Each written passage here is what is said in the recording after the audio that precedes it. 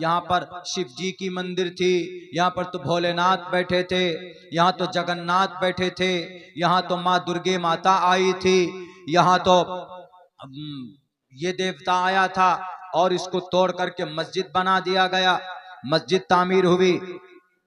उन लोगों से हम बताना चाहते हैं, कल की भी तकरीर में हमने ये बात की थी, आज भी मैं कहता हूं, दुनिया वालों सुनो, मस्जिदें गसब की हुई जमीन पर नहीं बनाई जा सकती।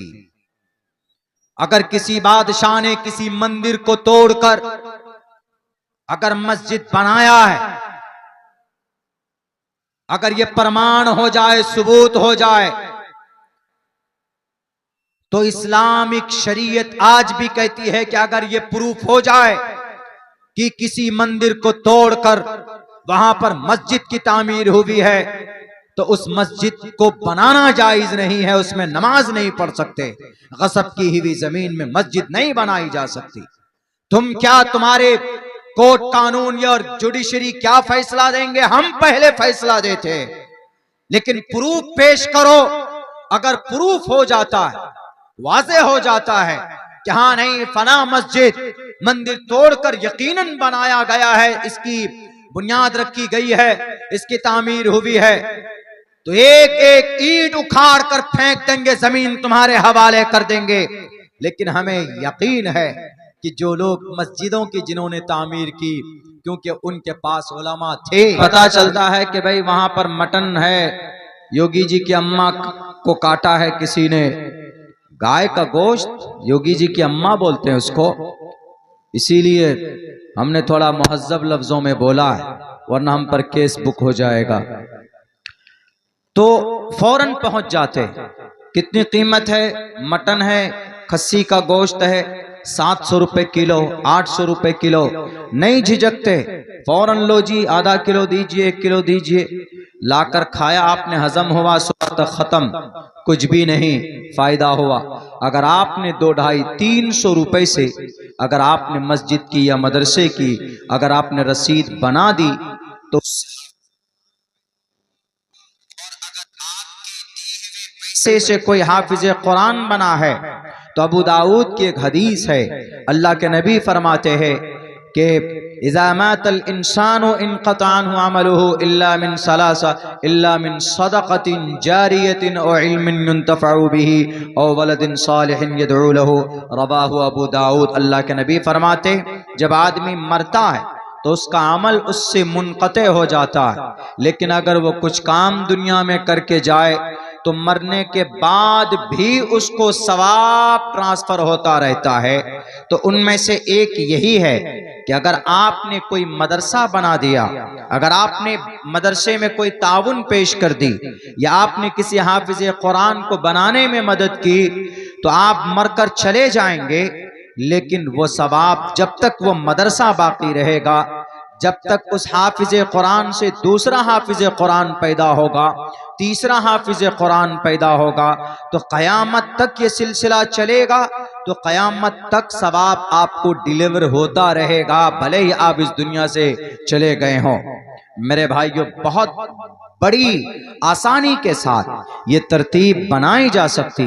अगर 6 लाख महीने का आए, तो मेरे ख्याल से इस मदरसे का महीने का बजट ज्यादा से ज्यादा अगर हो सकता है तो 2 लाख रुपए होगा, 3 लाख रुपए होगा, 4 लाख रुपए होगा। और 4 लाख रुपए में मदरसे का बजट, असातिज़ा की तनख्वाह, बच्चों को अच्छा खाना, बच्चों को दूध और बच्चों को एनर्जेटिक चीजें, बच्चों को तालीम के साथ साथ खेल कूद का बंदोबस्त, स्पोर्ट्स की ट्रेनिंग, अगर ऐसा मामला होगा तो हमारा मदरसा भी शान के साथ आगे बढ़ेगा और आपके लिए हश्र के मैदान में आपके दर्जात बुलंद होते चले जाएंगे, क्योंकि आपने ताउन पेश की है। दुनिया की सारी चीजें आपके साथ बेवफाई कर सकती, जमीन पर आपने मेहनत की है, मरने के बाद आपको जमीन साथ नहीं देने वाली। आपने तिजारत की, बहुत बड़ा बिजनेस किया, आपने बहुत बड़ा घर बनाया, गाड़ी खरीदी आपने, लेकिन मरने के बाद all things will be destroyed, सारी चीजें खत्म हो जाएगी। लेकिन अगर आपने जो अल्लाह के रास्ते में खर्च किया है, मेहमानान रसूल के लिए, मदरसों के लिए खर्च किया है, ये कल क़यामत में आपको निजात दिलवा कर ही दम लेगी। इसीलिए मैं कहता हूं कि अगर ये उम्मत ठान ले कि हमको महीने में 200-300 रुपए से मदद करना है, हर गांव का मदरसा खुशहाल होगा और उलमा खुशहाल होंगे, उलमा खुश होंगे। इस जमीन पर सबसे मुकद्दस जमात अगर किसी की है नबी और सहाबा के बाद, तो उलमा किराम के मुकद्दस जमात। आज तो हम उलमा किराम को गालियां तक दे देते, और अगर कोई आलिम दीन मदरसा चलाता है तो कहते हैं कि चंदा खा खा कर पलता है और चंदे पर जिंदगी गुजरती है। जुबान को लगाम दो, आलिम दीन के मकाम मर्तबे तक कोई माए का लाल नहीं पहुंच सकता।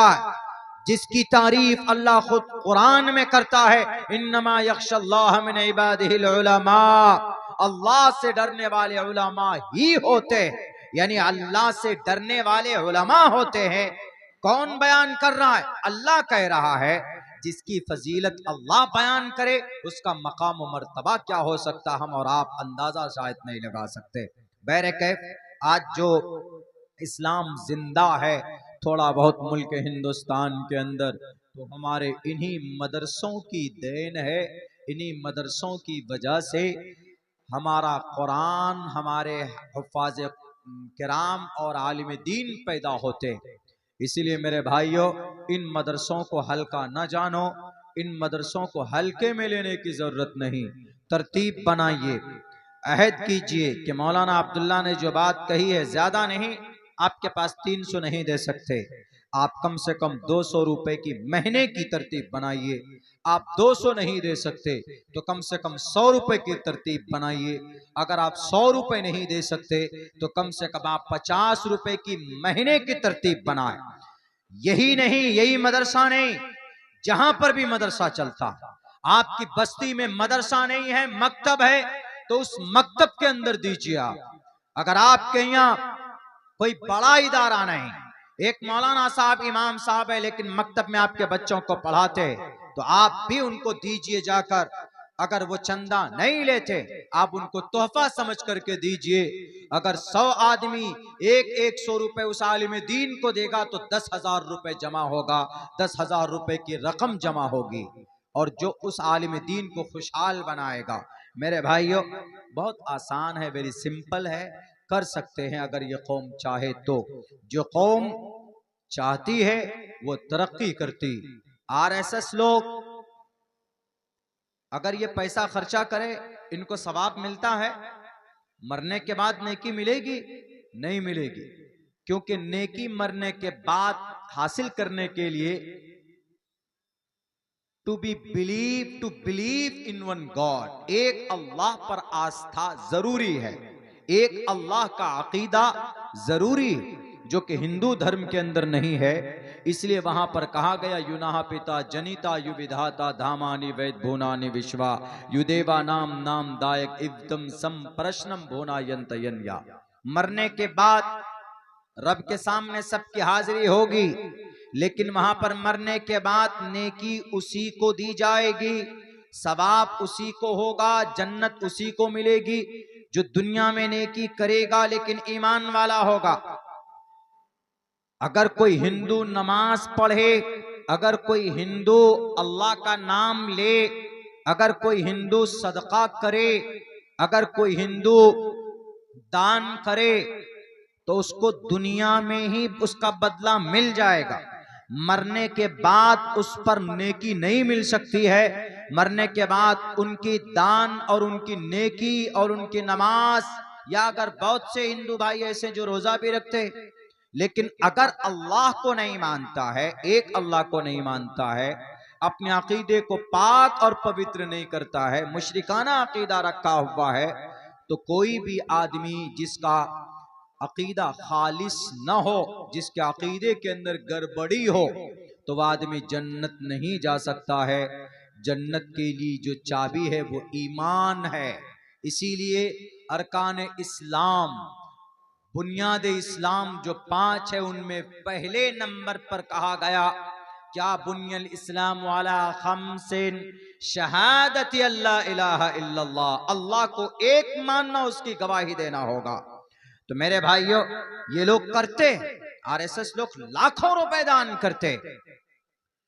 जो भी आदमी कुरान और सुन्नत की फरमान पर दुनिया में अमल करेगा, उसको दुनिया में उसका अच्छा बदला मिलेगा, भले ही एक काफिर या मुशरिक अमल कर ले। आज जो मुस्लिम कौम, इनको अच्छा बदला नहीं मिलता है। क्यों? क्योंकि मुसलमानों का अमल अच्छा नहीं रहा, मुसलमानों का अमल गलत हो गया है। मुसलमान दीनी एतबार से भी कमजोर है और दुनियावी एतबार से भी कमजोर है। दीनी एतबार से क्या? दीनी एतबार से first of all, if you want to be a complete Muslim, अगर आप एक सच्चा मोमिन बनना चाहते, मोमिन कामिल, ला युमिनून हत्ता युहक्किमूका फीमा शजर बैनहुम, होगा जिंदगी का। आज मुसलमान करता है, कुरान का फैसला है कि एक अल्लाह के बाद यानी ईमान लाने के बाद टोटल मुसलमानों को अकीमुस्सलाह, 24 घंटे में 5 वक्त की नमाज फर्ज है। इन्नस्सलात कानत अलल मुमिनीन किताबम मौकूता, नमाज फर्ज है अपने मुतय्यना वक्त में, फर्ज है, फर्ज आइन। सबसे पहला दुनिया एक अहम दीनी फरीजा इस्लाम का ईमान के बाद सबसे पहला। अगर आपके पास दौलत नहीं है तो आप पर ज़कात फर्ज नहीं, अगर आपके पास दौलत नहीं है तो आप पर हज फर्ज नहीं, अगर आप मुसाफिर हैं तो आप पर रोजा फर्ज नहीं है, बल्कि जब तक आप मुकीम नहीं होंगे तो आप पर रोजा फर्ज नहीं।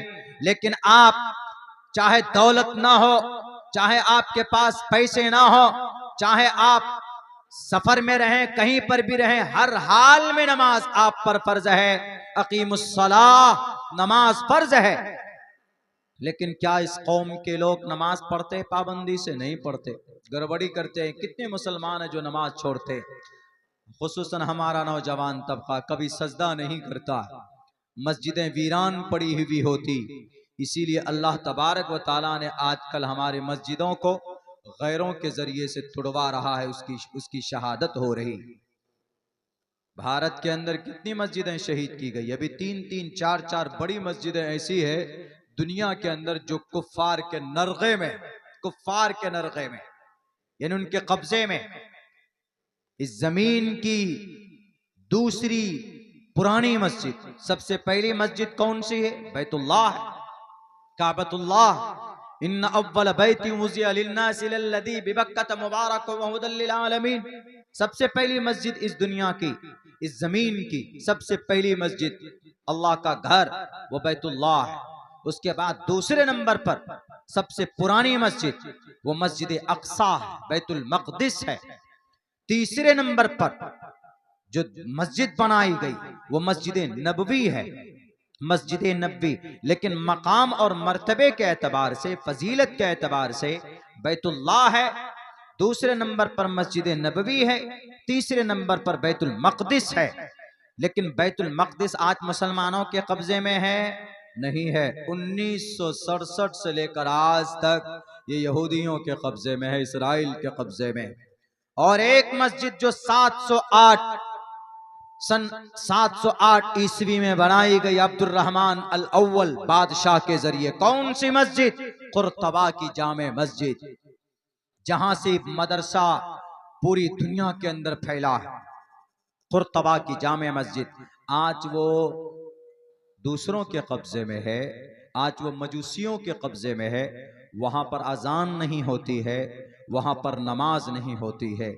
और हमारे भारत के अंदर बाबरी मस्जिद तो चली गई, ज्ञानवापी मस्जिद के एक हिस्से में पूजा होता है, एक हिस्से में हनुमान चालीसा पढ़ा जाता है। जय हनुमान ज्ञान गुण सागर, जय कपीस त्यों लोक उजागर, रामदूत अतुलित बलदामा, अंजनी पुत्र पवन सुतनामा, कंचन वरन वराज सुबेशा, कानन कुंडल कुंचित केशा।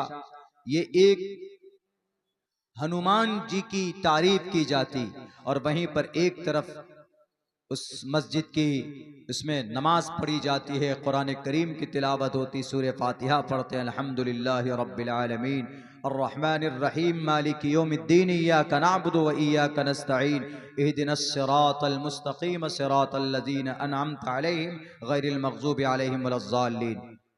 जामे मस्जिद ज्ञानवापी बनारस में इजाजत दे दी गई उसके एक कमरे में कि तुम पूजा करो। तुम्हारे अब्बा की मस्जिद थी, तुम पूजा की परमिशन दे रहे। चोरों को पकड़ने के लिए तुम्हारे पास ताकत नहीं, बस कुछ नहीं दिखता है तो हाँ इस मदरसे इस मस्जिद को फला मंदिर तोड़कर बनाया गया, फला मंदिर तोड़कर बनाया गया। ये मस्जिद तो वो अब आया था बाबर, यहाँ पर शिव जी की मंदिर थी, यहाँ पर तो भोलेनाथ बैठे थे, यहाँ तो जगन्नाथ बैठे थे, यहाँ तो माँ दुर्गे माता आई थी, यहाँ तो ये देवता आया था, और इसको तोड़ करके मस्जिद बना दिया गया, मस्जिद तामीर हुई। उन लोगों से हम बताना चाहते हैं, कल की भी तकरीर में हमने बात की थी, आज भी मैं कहता हूं, दुनिया वालों सुनो, मस्जिदें गसब की हुई जमीन पर नहीं बनाई जा सकती। अगर किसी बादशाह ने किसी मंदिर को तोड़कर अगर मस्जिद बनाया है, अगर ये प्रमाण हो जाए, सबूत हो जाए, तो इस्लामिक शरीयत आज भी कहती है कि अगर ये प्रूफ हो जाए कि किसी मंदिर को तोड़कर वहां पर मस्जिद की तामीर हुई है, तो उस मस्जिद को बनाना जायज नहीं है, उसमें नमाज नहीं पढ़ सकते। गसब की हुई जमीन में मस्जिद नहीं बनाई जा सकती। तुम क्या, तुम्हारे कोर्ट कानून और जुडिशरी क्या फैसला देंगे? हम पहले फैसला देते, लेकिन प्रूफ पेश करो। अगर प्रूफ हो जाता है, वाज़े हो जाता है कि हाँ नहीं फना मस्जिद मंदिर तोड़कर यकीनन बनाया गया है, इसकी बुनियाद रखी गई है, इसकी तामीर हुई है, तो एक एक ईंट उखाड़ कर फेंक देंगे, जमीन तुम्हारे हवाले कर देंगे। लेकिन हमें यकीन है कि जो लोग मस्जिदों की जिन्होंने तामीर की, क्योंकि उनके पास उलमा थे, उनके पास दानिश्वर थे, उन्होंने रोका था। और कहां था उस वक्त में कि किसी भी मगसूब और मगसूब जगह के ऊपर जमीन पर मस्जिद नहीं बनाई जा सकती। किसी बादशाह ने ये जुर्रत नहीं की होगी, इसलिए कि वो बादशाह दीन और शरीयत से इतने बहरवर नहीं थे, इतने गाफिल भी नहीं थे। बादशाह जलालुद्दीन अकबर, उनके दरबार में उलमा का एक बड़ा मजमा लगा रहता था।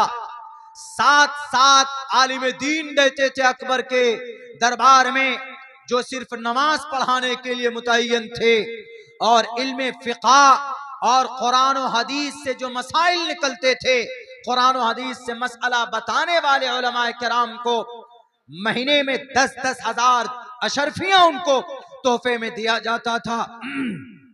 वो जलालुद्दीन अकबर यानी ऐसे नहीं थे पागल के तरह कि उनको कुरान के बारे में पता नहीं है, उनको शरीयत के बारे में मालूमात नहीं है, जहां मन में आया वहीं मस्जिद बना दी, चाहे किसी की गैर की जमीन हो। आज किसी गैर की जमीन में अगर कोई मस्जिद बना दे तो मस्जिद जायज है? पूछ लीजिए, उलमा बैठे हैं, आप अपने गांव समाज के उलमा से पूछिएगा। लेकिन नहीं, फिर भी वो लोग आपकी मस्जिद तोड़ना चाहते हैं, आपकी मस्जिद पर पाबंदी लगाना चाहते हैं। और ये सब होता कैसे है? ये सब बादशाह, जालिम बादशाह के जरिए होता है। और जालिम बादशाह ऐसे मुसल्लत नहीं होता, जालिम बादशाह तकवीनी निजाम के तहत मुसल्लत होता है, और तकवीनी निजाम का ताल्लुक आपके अमल से है, और आपका अमल गलदा होगा तो जालिम बादशाह आएगा। ये निजाम है, ये फितरत है रब्बे जुल जलाल का, ये सिस्टम है। अगर तुम गुनाह करोगे तो जालिम आएगा तुम पर, अगर तुम रब के खिलाफ जाओगे तो रब किसी और को पैदा करेगा। या अय्युहल्लज़ीना आमनू मन यर्तद्द मिनकुम अन दीनिही फसौफ यअतिल्लाहु बिकौम। अगर ए मुसलमानों, तुमने शरीयत से रूगर्दानी की है, तुम नमाज अपनी जिंदगी में नहीं, तुम नबी की सुन्नत के मुताबिक जिंदगी नहीं गुजारते हो। नौजवान अपनी जिंदगी में सलमान खान, शाहरुख खान को रोल मॉडल बनाया हुआ है, जो हिजड़े हैं, जो बहरूपिये, जो कमर हिलाकर डांस कर करके इस उम्मत के नौजवानों को गुमराह करते हैं, वो 3 घंटे का फिल्में बनाता है, उसमें क्या रियलिटी? सारी चीजें BSFX के जरिए से या एडिटिंग के जरिए से आपको उल्लू बनाया जाता है, आपको बेवकूफ बनाया जाता है कि ये देखो इसके अंदर कितने सारे एक्शंस है, इसके अंदर कितनी अच्छी कहानी बताई गई। कयामत की सुबह तक कोई माँ ऐसा बच्चा नहीं पैदा किया आज तक जो मोहम्मद रसूलुल्लाह सल्लल्लाहु अलैहि वसल्लम से ज्यादा बेहतर, आप अलैहि सलाम की जीवनी से ज्यादा बेहतर हो। ये मैं नहीं कह रहा, अंग्रेज भी कहता, दुश्मनान इस्लाम भी कहते हैं। माइकल एच हार्ट ने अपनी किताब में नबी पाक अलैहिस्सलाम के 100 लोगों के नाम पेश किए, उनमें पहले नंबर पर अगर किसी का नाम पेश किया है तो मोहम्मद रसूलुल्लाह का नाम पेश किया। आज मोहम्मद के नाम से वाकिफ नहीं, मोहम्मद रसूलुल्लाह के अब्बा का नाम क्या, उनसे वाकिफ नहीं, उनके अम्मी का क्या नाम, उनसे वाकिफ नहीं। सुन्नत क्या है? अगर एक सुन्नत पर अमल करेंगे तो 100 शहीदों का सवाब मिलेगा। आज नौजवान कौम लड़कियों के पीछे भागते, आज नौजवान कौम जिना में मुब्तला, आज नौजवान कौम शराब के नशे में धुत है।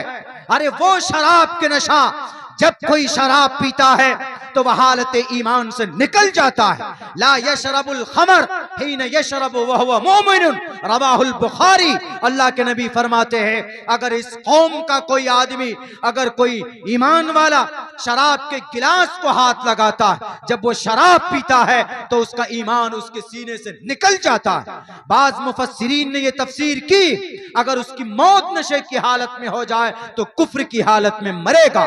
नौजवानों किस लिए जवानी दी? इसलिए नहीं कि आप शराब पीजिए, आप लड़कियों के पीछे भागे, नमाज नहीं जानते, सुन्नत नहीं जानते, कुरान पढ़ना नहीं जानते, तिलावत करना नहीं जानते। आज यही वजह है कि उम्मत मुस्लिमा का अमल गंदा हुआ। अल्लाह ने जालिम बादशाहों को मुसल्लत किया पूरी दुनिया के अंदर। आज जो सरजमीन अंबिया गजा पट्टी में 60,000 लोग मारे गए, आज तक शहीद किए गए, उनमें 1750 मासूम बच्चे हैं जिनकी उम्र 1 साल है। 17,500 बच्चे जिनको शहीद कर दिया गया। आज तक वो जुल्म थम नहीं रहा है। लेकिन फिर भी एक बात बताए, फिर भी गजा पट्टी मिटा नहीं, एक भी घर वहां पर महफूज नहीं है। कई हजार टन RDX बरसाया गया। कहां पर? गजा पट्टी में। बहुत बड़ा इलाका नहीं है, 40 लाख लोग रहते हैं वहां, यानी आपके किशनगंज के दुगने लोग रहते हैं वहां। 40 लाख लोग रहते हैं। पिछले 400 दिन से वहां पर तोप, तीर, तफंग, RDX इस वक्त दुनिया की सबसे खतरनाक केमिकल है। आपके इस बस्ती को सिर्फ 2-3 किलो RDX तबाह बर्बाद कर सकता है। बम बनाया जाता है उससे। कई हजार, 60 बल्कि 45,000 टन RDX गिराया है गजा पट्टी में। किसने?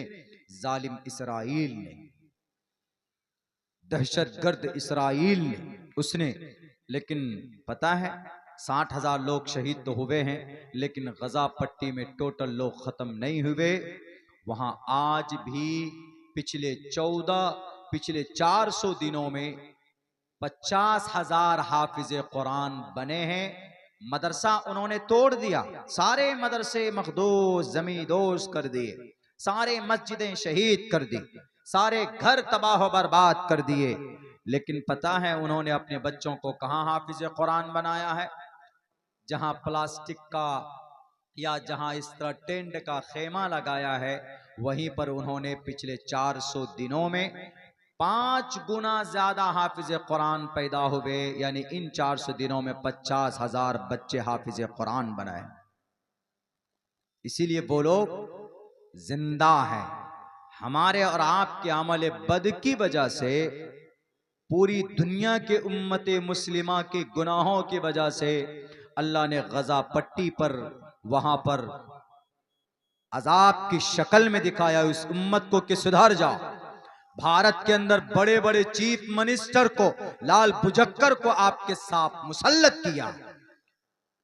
उत्तर प्रदेश में हुआ था ना, क्या डराया था कि मदरसे नहीं चल सकते। हालांकि मदरसा पढ़ने की जगह है और पढ़ना ज्ञान हासिल करना, तो गीता में भी बहुनाम जन्म नामंते ज्ञानवान माम परपदिग्यते वासुदेवा सर्वमिति समहात्मा। महात्मा कहां से बनता? पढ़कर बनता। पढ़ना जो कि हमारा कुरान का पहला मैसेज है, आसमान से जो जमीन पर उतरा। इकरा पढ़िए, इकरा बिस्मि रब्बिकल्लज़ी खलक, अपने रब के नाम से पढ़िए जिसने पैदा किया। कुरान का पहला पैगाम तो मदरसों में पढ़ाया जाता है।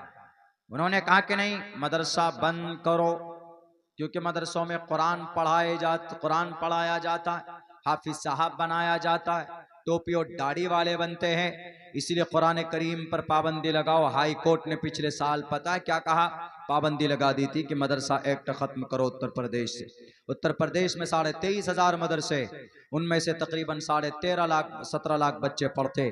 550 मदरसा वो है जो सरकार के फंड से चलता है, यानी सरकार की फंडिंग होती, बाकी मदरसे वहां के आवाम के चंदे से चलते हैं।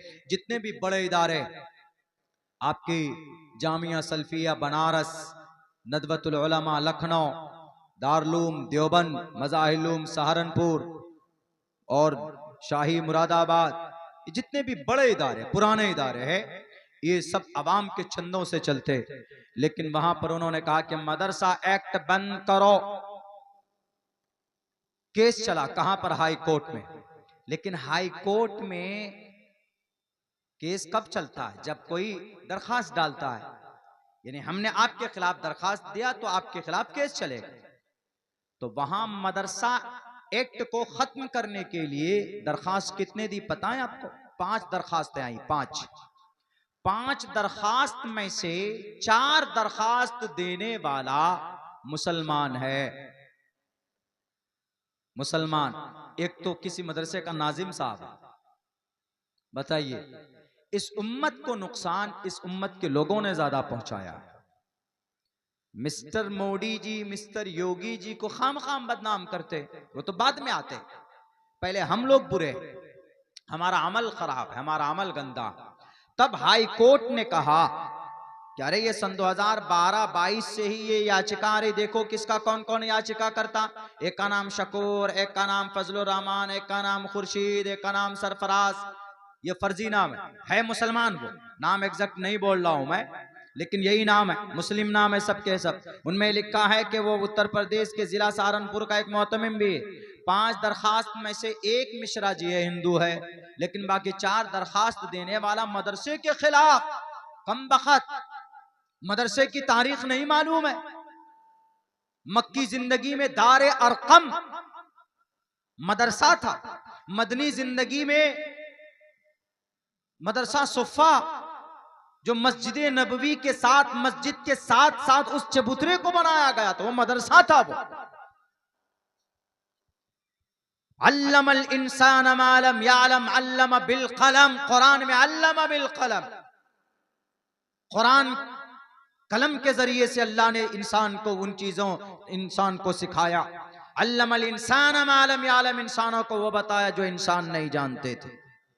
मेरे भाइयों, इस उम्मत के लोगों के जरिए से नुकसान ज्यादा हो रहा है, हमारे और आपके बुरे अमल की वजह से ज्यादा हो रहा। मैं एक चीज और आपको बताऊं, मेरे ऊपर तो खैर अनाप शनाप के इल्जाम लगते, मौलाना अब्दुल्ला किसी के खिलाफ बोल देता है, मैं किसी के खिलाफ नहीं बोलता हूं। जो बात हक है, जहां पर कोई बुराई होती है, अपनी जुबान से उसको रोकने की कोशिश करता हूं। अल्लाह के नबी की हदीस भी, मन रआ मिनकुम मुनकरन फलयुगय्यिरहु बियदी, कोई बुराई होती है तो उसको हाथ से रोको उसको। वमन लम यस्तती, अगर आप उसको नहीं रोक सकते हाथ से, मन रआ मिनकुम मुनकरन फलयुगय्यिरहु बियदी फइन लम यस्तती फबिलिसानी, तो अगर हाथ से नहीं रोक सकते तो फबिलिसानी, जुबान से रोकिए। वमन लम यस्तती, अगर आप जुबान से नहीं रोक सकते, पहले हाथ से, मन रआ मिनकुम मुनकरन फलयुगय्यिरहु बियदी फइन लम यस्तती फबिलिसानी फइन लम यस्तती फबिक़ल्बी, अगर आप इन दोनों की ताकत नहीं है तो दिल के अंदर बुरा समझिए कि ये काम गंदा हो रहा है। अभी आपको एक चीज, एक खबर दे रहा हूं, बहुत आपको ताज्जुब होगी, हैरत होगी। हमने सन 2019 के अंदर में एक तकरीर की थी, उसमें हमने कहा था कि जो मुक़द्दस सरजमीन है, सरजमीन हिजाज, जजीरतुल अरब, बड़ी पाक और पवित्र तरीन जगह है वो इलाका। क्यों? इसलिए कि वहाँ पर सहाबा किराम की वहाँ पर रहे हैं और वहाँ पर उन्होंने चक्कर काटा है, दीन के ताल्लुक से उन्होंने वहाँ पर सफ़र किए। उन्होंने वहाँ पे जजीरतुल अरब, दुनिया के अंदर सबसे ज़्यादा दौलत इन्हीं जजीरतुल अरब में, जिसको गल्फ कंट्री बोलते, यूनाइटेड अरब अमीरात है, सऊदी अरब है, ओमान है, यमन है, बहरीन है, कतर है, इन सब जगहों को, उन सब जगहों में। लेकिन अभी पता है क्या हुआ? दो बहुत बड़ा गुनाह का काम हुआ है, दो बहुत बड़ा गुनाह का काम हुआ है। मैं आप लोगों को ये बता देता हूँ, सुन लीजिए, उसके बाद मैं भी अपनी बात ख़त्म करना चाहता हूँ, चूँकि वक्त भी काफ़ी हो चुका है, 12:30 बज चुके। चूँकि हमारी बात आपकी समात पर मौकूफ़ है, अगर आप सुनेंगे तो हम सुनाएंगे, अगर हमको लगेगा कि आप नहीं सुनना चाहते हैं, आप सुनना चाहते हैं, तो हम भी अपनी बात को वहीं पर ख़त्म कर देंगे। लेकिन ये वाक़या सुना दे रहा हूँ ताकि आपको पता चले कि आज जो मुसलमानों पर इतना जुल्म हो रहा है वो मुसलमानों के अमल बद की वजह से हो रहा। और अल्लाह ने कुरान में वाज़े लफ्ज़ों में कह दिया, ज़हरल फ़साद फ़िल बर्रि वल बहरि बिमा कसबत ऐदिन नास, हमारे अमल बद की वजह से फसादात पैदा होते। बहरकैफ, तो यूनाइटेड अरब अमीरात, जहाँ पर शहर दुबई है, जहाँ पर अबू धाबी, यूनाइटेड अरब अमीरात, बहुत दौलत अल्लाह ने दी उनको, बहुत दौलत। ये जजीरतुल अरब में आता है, पूरा का पूरा उस जजीरे में आता है। दुनिया के अंदर सबसे ज़्यादा दौलत इन्हीं मुल्कों में है, इन जजीरतुल अरब में। इसलिए है क्योंकि वहाँ पर डीजल है, पेट्रोल है, सोना है, चांदी है, मट्टी का तेल है, गैस है, ये सब वहाँ ज़मीन से निकलता, ये सारी चीज़ें वहाँ पे निकलती, इसलिए दौलत के अंबार। लेकिन पता है हुआ क्या है? इनको क्या करना चाहिए? उन दौलत का मदरसा बनाना चाहिए, मस्जिद को आबाद करना चाहिए, दीनी ताल्लुक से कुरान को, कुरान के तालीम और ताल्लुम के ताल्लुक से कुरान और शरीयत के तालीम को आम करना, घर घर तक पहुंचाना चाहिए। इन्होंने किया नहीं किया? इन्होंने सन 2018 में जजीरतुल अरब के, यूनाइटेड अरब अमीरात के मोहम्मद बिन जैद अन नहयानी, यूनाइटेड अरब अमीरात का जो शेख है उनका नाम है मोहम्मद बिन जैद अन नहयानी, उन्होंने अबू धाबी के अंदर 27 एकड़ जमीन, कितनी? 27 एकड़ जमीन पर मंदिर बनवाया है। और 27 एकड़ जमीन को mister prime minister mister Modi को गिफ्ट किया है तोहफे में। ये लीजिए, अबू धाबी में 27 एकड़ जमीन है और आप आइए यहाँ पर और यहाँ पर पूजा अर्चना कीजिए।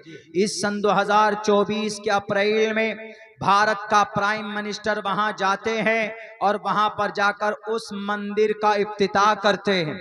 बताइए अल्लाह का अजाब आएगा कि नहीं आएगा? उनको लाखों करोड़ों रुपए जहां पर लोग मदरसा चलाते हैं भारत भेजना चाहिए। आप नहीं बना सकते मदरसे, मंदिर बना रहे हैं आप। यानी 360 बुतों के खात्मे के लिए नबी ने कितनी कुर्बानी पेश की है। बीबी सुमैया के जिस्म के टुकड़े हुए हैं, जिन बुतों के खात्मे के लिए बिलाल हबशी के जिस्म में सुराख किया गया,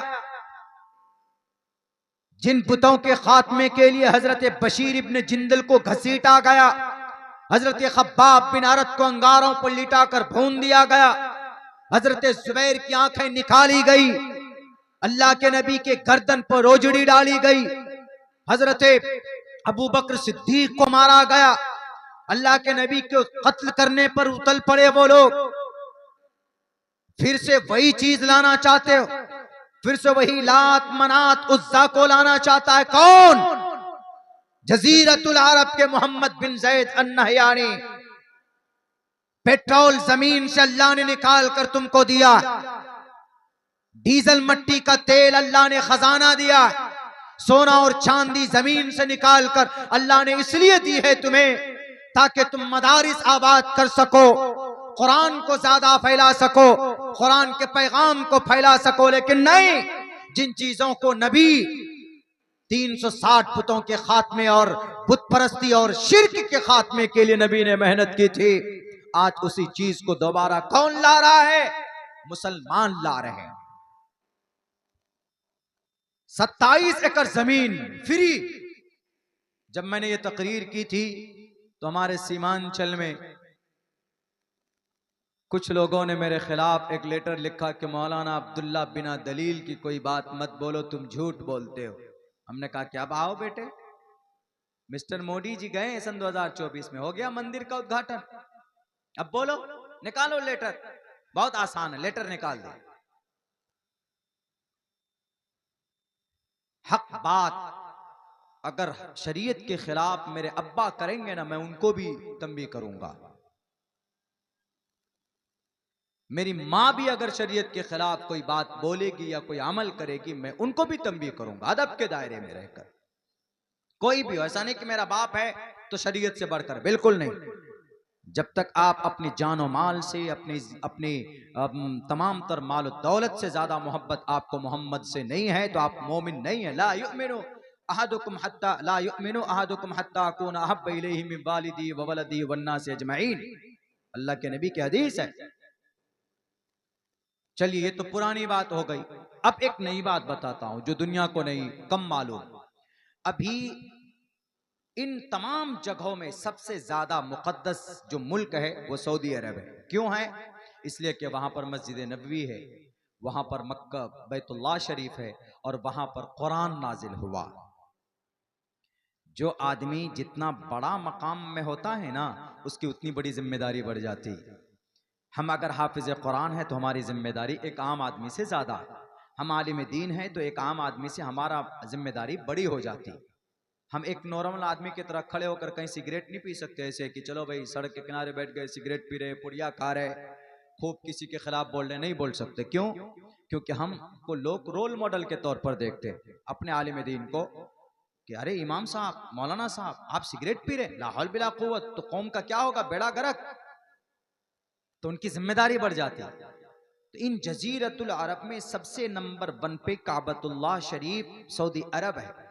तो सऊदी अरब की जिम्मेदारी बढ़ जाती है किस दीन के ताल्लुक से, शरीयत के ताल्लुक से ज्यादा उनको हसास रहना पड़ेगा।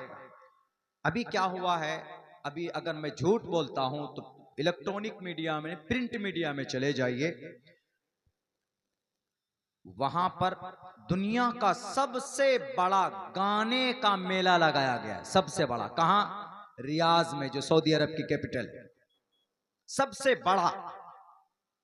वहां के जो बादशाह हैं मोहम्मद बिन सलमान साहब, उनका स्टेटमेंट यह है कि हम ये इसलिए कर रहे हैं, और गाना गाने वाले कोई बुरके में नहीं है। पहले बात तो गाना हराम। 4 आयतें हैं कुरान में, वमिनन्नासि मन यश्तरी लहवल हदीस लियुज़िल्ल अन सबीलिल्लाह बिगैर इल्मिन व यत्तखिज़ा हुज़वा उलाइका लहुम अज़ाबुम मुहीन। 21वें पारे में सूरह लुक़मान है, वहां पर यह आयत है। और इसी से लहवल हदीस से मुराद गाना है। हजरत अब्दुल्ला इब्न मसूद ने लहवल हदीस से यह कहा कि इससे मुराद गाना है। हजरत अब्दुल्ला इब्न अब्बास ने कहा कि लहवल हदीस से मुराद गाना है। हजरत हसन बसरी रहमतुल्लाह अलैह ने कहा कि लहवल हदीस से मुराद गाना है। लेकिन सिर्फ गाना, इन्होंने सिर्फ गाना मुराद लिया है, लेकिन और जितने भी उलमाए किराम हैं, सलफ़े सालिहीन हैं और सहाबाए किराम हैं, उन्होंने कहा कि लहवल हदीस से मुराद गाना, फिल्म, डिस्को और चैरिटी शो और जनाब वो यूट्यूब के अंदर में वेब सीरीज, सारी चीजें, डिस्को, डांस, अमेला झमेला, सारी चीजें, हर वो चीज शामिल है जो आपकी दीन के अंदर में मुखिल हो, जो आपके दीन के काम में अमल करने में आपको रोक दे, वो सारी चीजें मुराद है। तो अल्लाह के नबी कुरान करीम के अंदर में साफ वाज़ेह लफ्जों में है, वमिनन्नासि मन यश्तरी लहवल हदीस लियुज़िल्ल अन सबीलिल्लाह। आप अलैहिस्सलातु वस्सलाम पर कुरान करीम की आयत कब नाजिल हुई? ये उस वक्त में हुई थी, एक कुफ्फार, एक काफिर था जिसका नाम नजर बिन हारिस था। जब अल्लाह के नबी कुरान करीम की आयत उतरती तो लोगों को बताते लोगों को पढ़कर सुनाते तो लोगों को कुरान अच्छा लगता, तो आप अलैहिस्सलाम के तरफ फौरन लोग मुतवज्जा होते, कुरान करीम को सुनते तो दिल की कैफियत बदल जाती, इस्लाम के दामन को थाम लेते थे, तो वो लोग रोक नहीं पाते थे। तो नजर बिन हारिस ने सोचा, क्योंकि वो दुश्मनान इस्लाम में से था, उसने सोचा कि अरे ये दिन ब दिन इनकी तादाद बढ़ती जा रही है, इनकी सदस्यता बहुत ज्यादा हो रही है, इनके लोग बढ़ रहे हैं, कोई ना कोई ऐसा काम करो, इस कुरान करीम की तोड़ निकालो। तो नजर बिन हारिस जो काफिर था, मुशरिक था, वो फारस जाता था, वहां से किस्सा कहानी खरीद कर लेकर आता।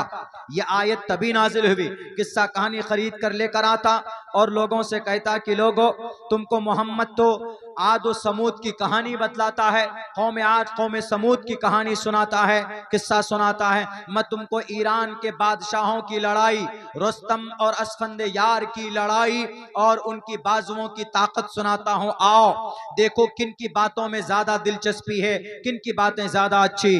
तो वो अल्लाह के नबी एक तरफ कुरान सुनाते, उसी आदमी को ये पकड़ कर लाता, अपने घर पर दावत करता, बल्कि उस आदमी ने तो एक लौंडी, एक लड़की को, यानी एक सिंगर को, जैसे आज सिंगर है ना यूट्यूब के अंदर में, वो इंडियन आइडल, सारे गामा पा क्या है वो सब सुनते हैं, उसके अंदर में लड़कियां गाती, लेडीज गाती, बड़े बड़े सिंगर मशहूर गुलकारा पैदा हुई भारत के अंदर और अमेरिका के अंदर, यहूदियों में, जिनको 80-80 करोड़ रुपए देकर लोग बुलाते हैं, उनसे गाना गवाते हैं। भारत के अंदर में एक दुनिया का एक ढोंगी करोड़पति, अरबपति, उसने अपने बेटे की शादी में 70 या 80 करोड़ रुपए देकर उसके सगाई में बुलाया था वो गुलकारा को, यानी सिंगर, लेडी सिंगर को, और उसने गाना वाना गाया होगा, उसको इनाम और पैसे उसकी कीमत दिए होंगे।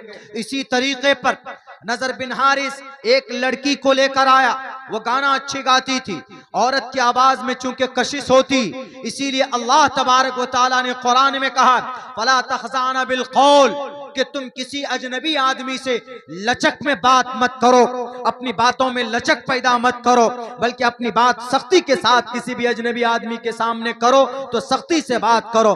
चूंकि औरत की आवाज में कशिश अल्लाह ने रखी, अल्लाह ने उनकी आवाज में एक जादू रखी, उसकी आवाज मर्द के लिए एक अलग तरह की हैसियत रखती, इसीलिए अल्लाह ने उसकी लिमिट बांध दी कुरान करीम के अंदर। बहरे कैफ नजर बिन हारिस एक लौंडी को लाया और उस लौंडी के जरिए उन मुसलमानों को टारगेट करता जो कुरान सुनकर इस्लाम में दाखिल हुए हैं, तो उनको दावत देता अपने घर पर, बेहतरीन बिरयानी खिलाता और बेहतरीन उसको तोहफे देते, और फिर कहता कि आखिर में एक तोहफा और है, जरा ले ये देखिए कितनी खूबसूरत आवाज है, जरा सुनिए। वो लेडी गाना गाती और फिर कहता कि बताइए आपका जो मोहम्मद कुरान सुनाता है उसमें ज्यादा मजा आता है या ये लड़की जो आवाज सुना रही है, गाने के जो बोल सुनाते, इसमें ज्यादा आवाज है। अलायाज़ु बिल्लाह, कुरान से बढ़कर दुनिया का कोई कुरान से बढ़कर दुनिया की कोई चीज नहीं हो सकती। अरे गाना सुनने सुनाने पर गुनाह लिखा जाता, कुरान करीम के एक हर्फ पढ़ने पर 10-10 नेकियां लिखी जाती।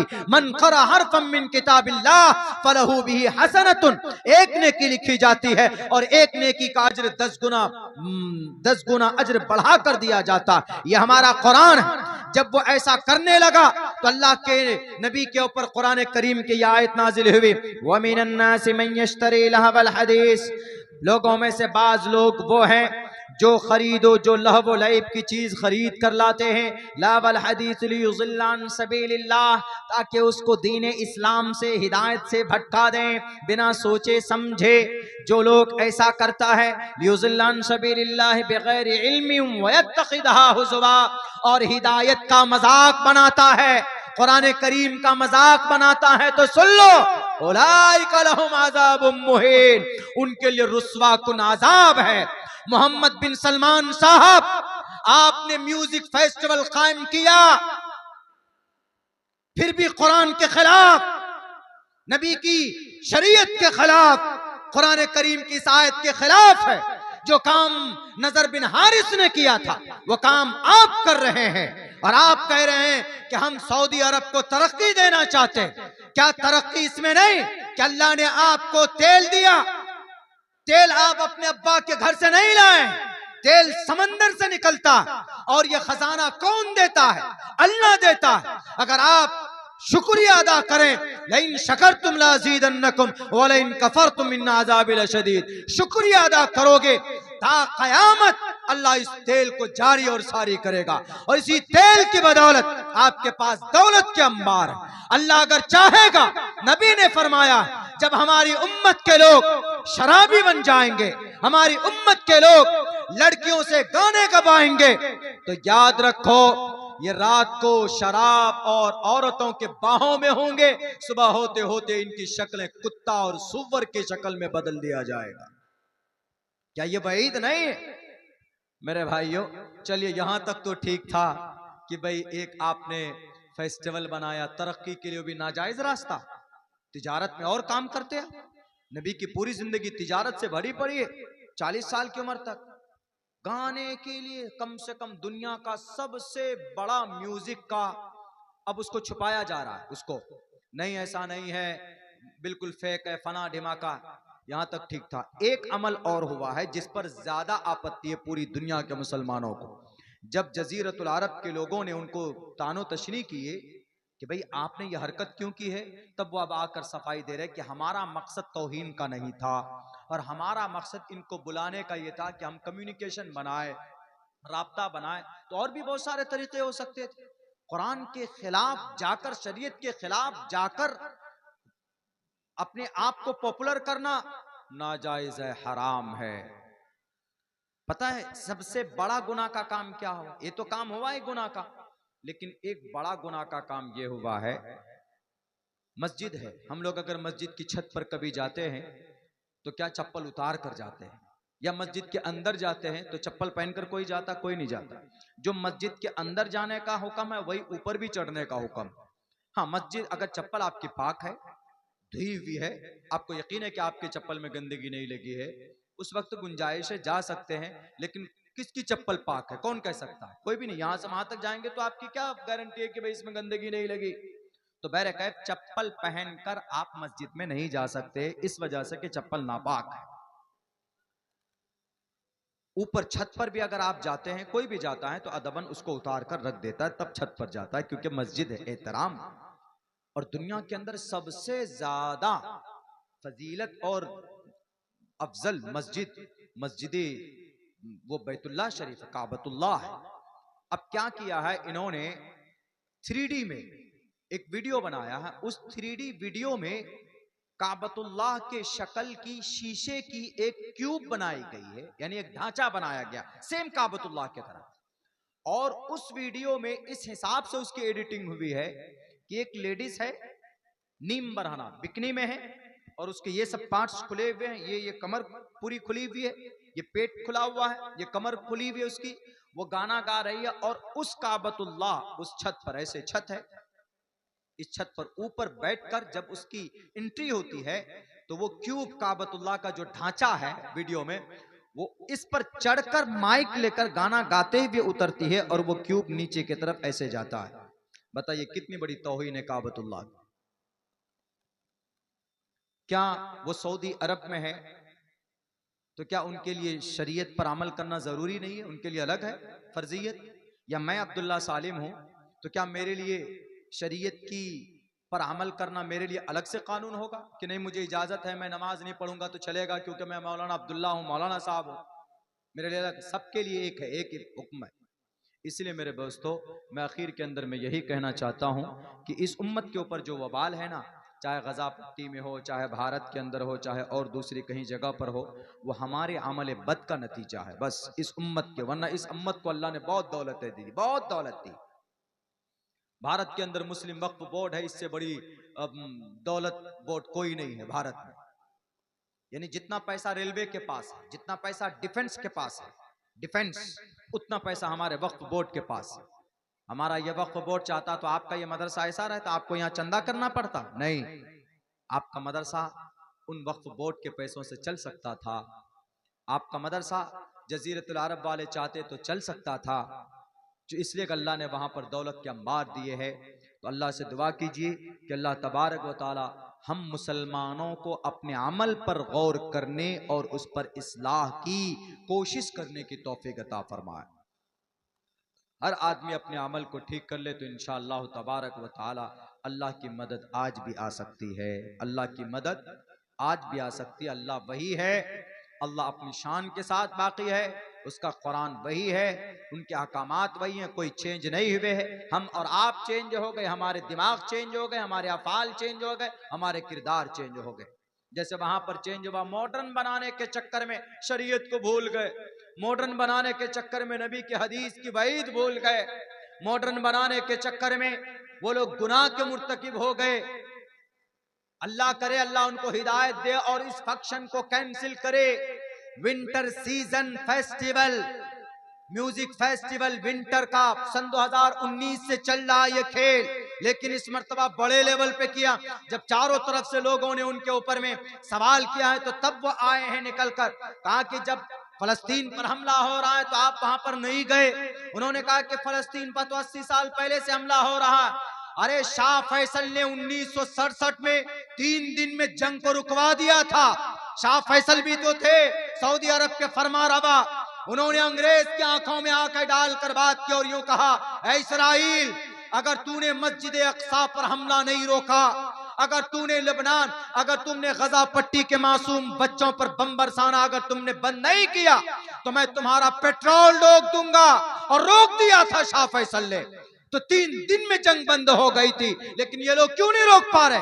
क्योंकि ये लोग उनके दोस्त बन चुके हैं। किसी न किसी दर्जे में इनकी जुबान में ताकत नहीं, इनको फैसला लेने के लिए हिम्मत नहीं है, क्योंकि ये जानते अगर हमने फैसला ले लिया तो चूंकि यहूदियों के पास जो मौसाद, जो जासूस है, इनके घरों में घुसकर इनको मारेगी, इनको अपनी जान की रक्षा, जान की हिफाजत। इसीलिए कि जिन लोगों ने इस्राइल के खिलाफ आवाज बुलंद की, इन इसराइलियों ने उनको इस दुनिया के अंदर में मर्डर किया। उसका इस्माइल हानिया का मर्डर किया और ईरान के राष्ट्रपति का मर्डर किया और उसके बाद यहया सिनवार का मर्डर किया। ये वो थे जिन्होंने इसराइल के यहूदियों के जुल्म को बर्दाश्त नहीं किया। उनकी आंखों में आंखें डालकर बात की तो उनको कांटे की तरह चुभता था, उसको हटा कर फेंक दिया। लेकिन वो शहीद हुए कि नहीं हुए?